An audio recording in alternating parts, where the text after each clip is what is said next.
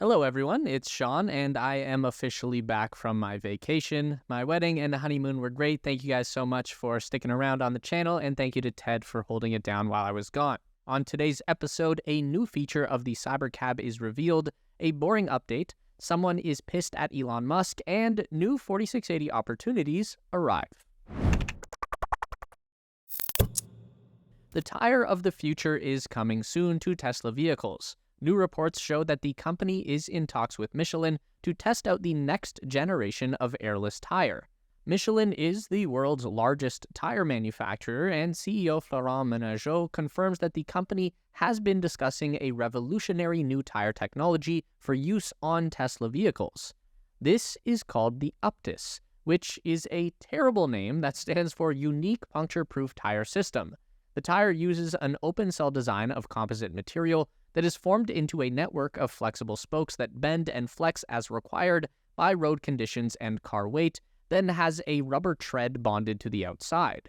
This allows the tire to naturally flex around small obstacles, making it far more flexible than a standard air-filled tire, and of course the biggest benefit is that they can't go flat. Michelin thinks that UPTIS tires will last roughly 3 times longer than conventional tires, which is obviously great from a financial perspective, as long as they aren't 3 times more expensive, but also great for reducing waste because there will be fewer tires sent to landfills. Also, slower wearing tires means less microplastics in the environment that will eventually end up in your ball sack.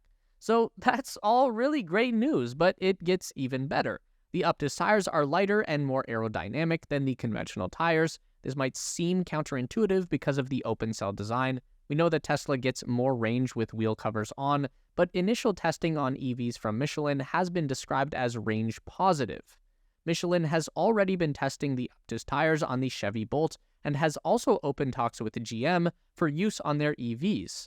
So far, these tires are still all prototypes, so you can't buy these just yet, but they could hit the market as early as the end of this year. It's probably worth noting that these are far from the first airless tires that we've seen, but this particular design does seem to have some momentum to it.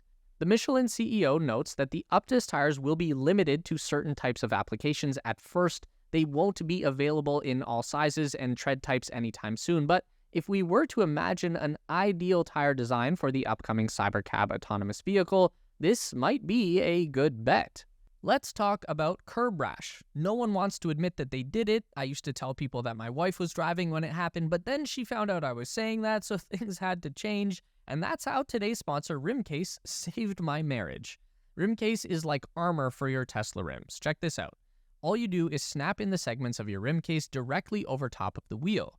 They are perfectly matched to the color and shape of any stock Tesla rims with the Uber turbine or induction style, and after just a few minutes of work, you can barely even tell that anything has changed, but your wheels are protected. And now, it doesn't matter if you or your wife scuff up the rim case. The modular design allows you to hide your shame by simply removing and replacing only the damaged segments.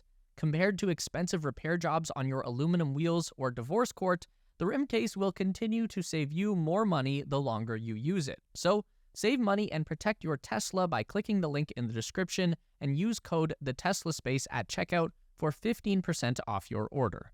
Thanks, Rimcase. The Boring Company is growing. The company recently posted a number of job openings for both their Las Vegas and Bastrop operations, but the most interesting of the bunch would be calls for production crew at the Bastrop testing facility. The Boring Company even posted on X that they are looking to hire world-class flux core welders and even hosted a kind of job fair at the manufacturing site on June 21st. So, that's cool, but they also dropped an Easter egg right at the end. Get a glimpse of Proofrock 4, and there's a photo of someone welding on a boring machine cutting head which might be from a Proofrock 4. It might not. I'm nowhere near qualified to say. But what's really interesting about this is the seemingly rapid pace of iteration that the Boring Company is going through with their machines. Proofrock 2 was barely used before we saw Proofrock 3 appear, and that machine has only dug 1 tunnel at Giga Texas and potentially 1 in Las Vegas, and they're already working on version 4.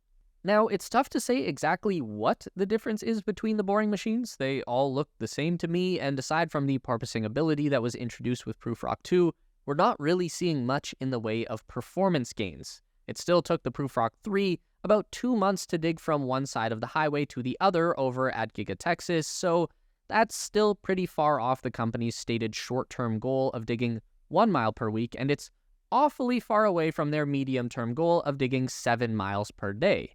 Now, in this job listing, the Boring Company noted that it is developing technologies that are aimed at increasing tunneling speed and decreasing tunneling costs by a factor of 10 or more, with the ultimate goal of making Hyperloop adoption viable and enabling rapid transit across densely populated regions. So, someone is pissed at Elon Musk, with this recent windshield wiper motor situation halting all Cybertruck deliveries and triggering a recall of the 11,000 Cybertrucks that are already out in the world. We've ended up with this unusual situation where Tesla is having to stash large quantities of the vehicles in weird places. One such location being this vacant lot in Fort Lauderdale, Florida, which just so happened to be located near at least one highly ambitious vandal with enough free time on their hands to go and meticulously spray Elon on the front cover and side of something like 3 dozen Cybertrucks, which is obviously not a good thing to do, but at the same time, now that we're seeing it, shouldn't be particularly surprising that this happened. Those big, flat, unpainted surfaces of the Cybertruck are pretty much the equivalent of a blank concrete wall for any local wannabe Banksy. If anything, this might inspire some really cool Cybertruck art. My mind immediately goes to what might be possible if you commissioned an actual street artist to spray paint their work onto a blank Cybertruck canvas. That could be pretty cool, and it should be relatively easy to get the paint off. Cheap spray cans won't adhere to stainless steel, so a pressure washer might do the job, or a light application of turpentine. Anyway, this will definitely help to sell more Cybertruck wraps, that's for sure, and it'll be interesting to see how or if Tesla is able to mitigate these acts of vandalism in the future. One of Tesla's battery suppliers is set to begin production of their own 4680 cell this summer. LG Energy Solutions has a new production line set up at their Ochang factory in South Korea that will begin mass production of Tesla's 4680 cell format as early as August. The Ochang factory's estimated initial production capacity is 8 gigawatt-hours of 4680 cells annually, which would be enough to supply up to around 110,000 electric vehicles. LG has said that these batteries will be provided to Tesla and other automakers as well. This new battery production line would be about equivalent to Tesla's existing cell manufacturing at Giga Texas, which was at around 7 gigawatts of annual output in Q1 2024. Now, it's not so clear what Tesla would be doing with these new 4680 cells from LG. Since they're not made in North America, they would conflict with any US tax credits for electric vehicles. There are no known Tesla models built in China that use the 4680 cell format, although there is a design of the Model Y that uses the 4680 and structural battery pack. It was sold for a very brief time in the US, but discontinued, likely for supply reasons. Priority moved to Cybertruck production, which is the only current vehicle running 4680 cells. One potential answer would be the new Cybercab. Since Tesla won't be selling them to consumers, it doesn't really matter about battery production and tax credits, or they could resurrect the structural pack Model Y for the international market.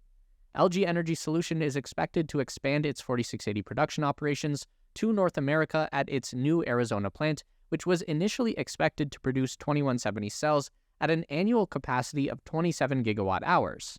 However, the South Korean battery supplier announced late last year that the Arizona plant would become a key hub for 4680 production in North America.